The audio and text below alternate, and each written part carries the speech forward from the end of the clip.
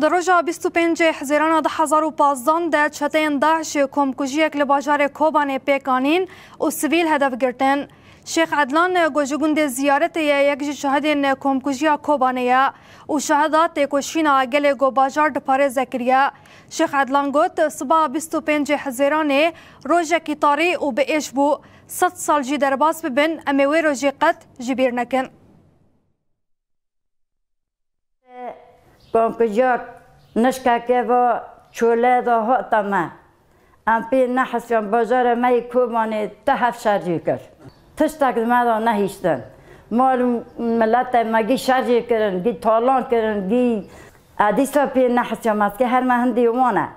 مدی ده حرزان خواه زیر دا تکر و بری خدانه و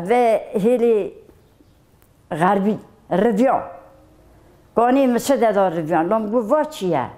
دیش که اکمام دیگو الله اکبر تکبیر الله اکبر آبا مگو وانا داعشن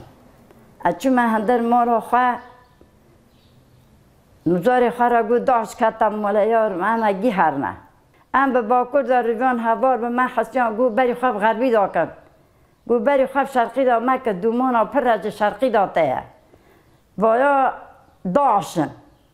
بو که من قاشین لیکت من حاجی تن هزاری هرگی دستی مدامان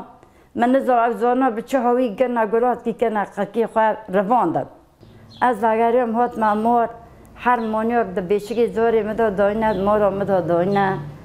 مگو بانه با پوجان کن براورن پاک بکن ام هنگا هرن رابون